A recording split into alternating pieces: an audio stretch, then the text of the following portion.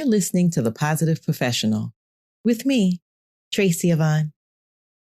Welcome back to Season 2, Episode 30. Today I'm going to talk about how to declutter your mind to enjoy inner peace and start living your dream today. So no sane person has ever claimed that their mind was too clear and peaceful. And we all like to feel less cluttered and more peaceful and relaxed. Decluttering your mind is largely the result of decluttering all aspects of your life. We tend to put many burdens on our minds, but there's a more effective way to live. And with a few simple hacks, you can reduce the load on your mind and give it the peace it craves. So I'm going to share with you some techniques on how to add serenity to your life. First one is to remove challenging people from your life.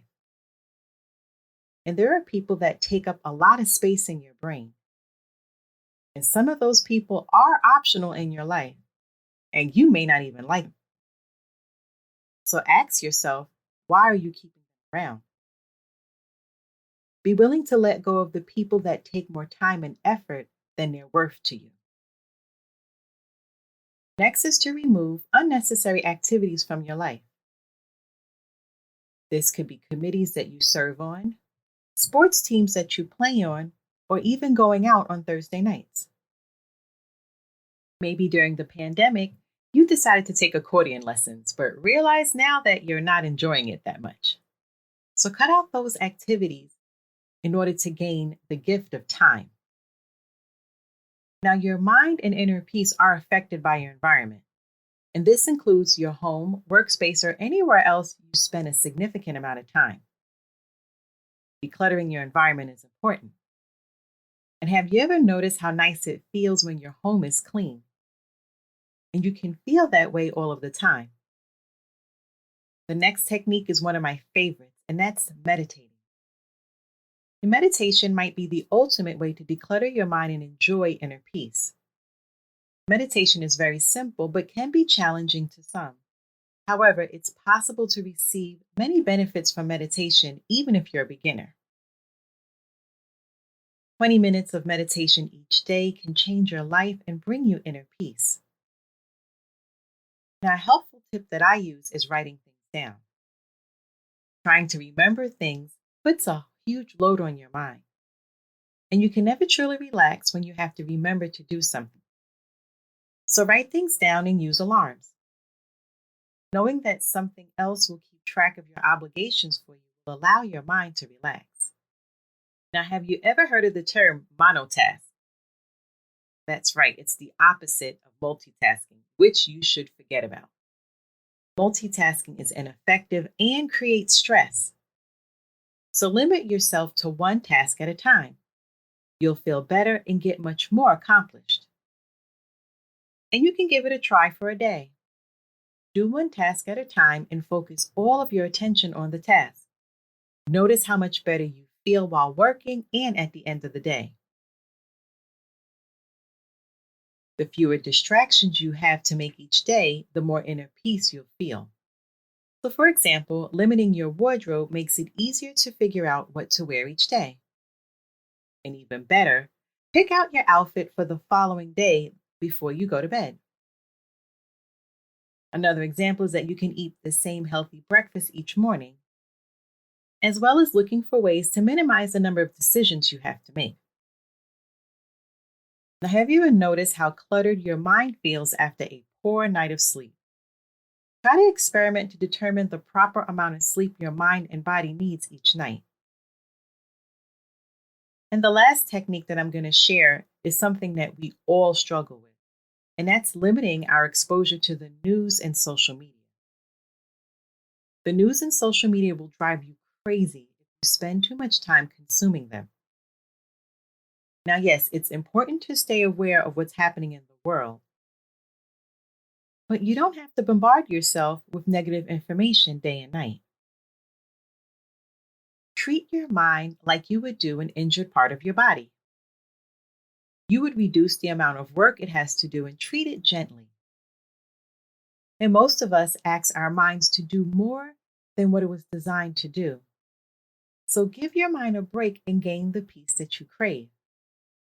Now, in the next segment, I'm going to talk about how to start living your dream today. Today's episode is brought to you by Ivy Elite Training. Are you looking for low-cost professional development workshops, topics like emotional intelligence, diversity and inclusion, and more? Then visit www.ivyelitetraining.com. That's www.ivyelitetraining.com.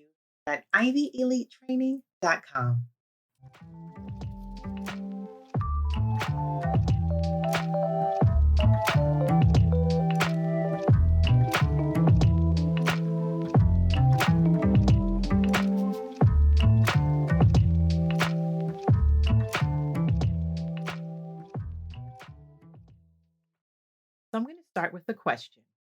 Are you in holding mode? People everywhere seem to be waiting for something to happen before they can begin living their dream. This is a mistake. Now is the time to begin to make things happen. And you might be short on time or money, but there are still things that you can do to get started. So let today be the day that you start to make your dreams come true. It's important to realize that life gets shorter each day. It's easy to believe that you'll have the time to do what you really want to do. Maybe perhaps if you have a better job, that you retired, or more money in the bank. The truth is, there will never be a perfect time to start living your dreams. Time is the most valuable resource of wealthy and successful people, but it's also the most valuable resource of the average person. But sometimes the average person doesn't realize it. It's important to define your dream. Have a crystal clear objective of what you're trying to achieve. It's not enough to have a vague idea, and a vague idea isn't motivating enough to keep you going when faced with obstacles. It's important to have a clear picture you can keep going back to when challenges arise. Work backwards. It won't be possible to take one step from where you are to the end. There will be many steps along the way. The important thing is to find something that you can do today. Keep working back from the end point until you find something you can accomplish right now and get busy to working on it. And do a little each day. A little each day turns into a lot over time. Cutting a few calories each day can result in a lot of weight loss over the year. And perhaps adding a piece or two of wood pile each day is a lot of wood after a year. You can probably reach your dreams without spending 8 hours each day on it. The important thing is to just do something each day. Think about how you deal with limiting beliefs. The primary reason why you may not already have everything that you want is because of limiting beliefs. And there are many forms of it. It's going to take too much time. It's too hard. I don't have enough money to get started. People won't approve. I'm too tired. I can start next year. Any thought that prevents you from getting started is a limiting belief. And it's also important to ignore the people that get in your way. Now, we all have that one person that tries to get in our way, and it might be a family member, friend, neighbor, or anonymous person online. You have to be strong enough to ignore those people and stick to your plan, and then you can have the last laugh. Focus on things that you can control. Now, there aren't too many things that you can actually control. However, it makes no sense to spend your time, energy, and focus worried about things outside of your control. Keep your attention where it can make a difference. And lastly, celebrate victories. A long journey is easier with a few pleasant experiences along the way. So celebrate your progress regularly. It will be easier to reach the finish line. Remember, it's never too late or too early to begin living your dream. Each second that passes by is a second that you'll never get back. and there's not a good reason to wait any longer. The time to begin living your dream is now. And before I conclude this episode, I'm going to share some affirmations about purpose, and I invite you to repeat them. I am filled with purpose. My life is rich and rewarding. I search for meaning. I listen to my heart. I analyze things I love to do and the things I do well. I list the qualities that I want to possess. I develop a personal mission statement. I increase my awareness. I gain a deeper understanding of myself. I make concrete plans that leverage my unique skills and strengths. My path may be different, but I can learn a lot by asking others about their experiences. I share my goals and dreams. I welcome constructive feedback. I look at ordinary activities from a different perspective.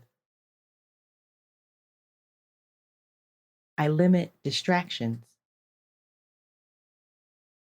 I devote more time and energy to my passions. I surround myself with positive influences. I share encouragement and support with family and friends. I ensure that my daily actions match my purpose. Today, I embrace life. I maximize my opportunities to learn and grow.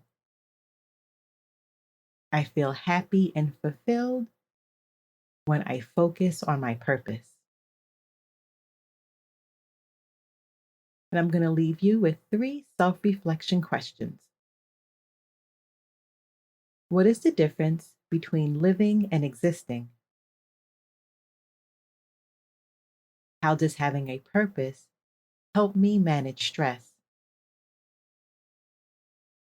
And what would my ideal life look like? Thanks for joining me today. I look forward to you tuning in to another episode. Make sure that you've subscribed to this podcast and don't forget to click the like button. You can also follow me on Twitter and Instagram. Stay safe and be well.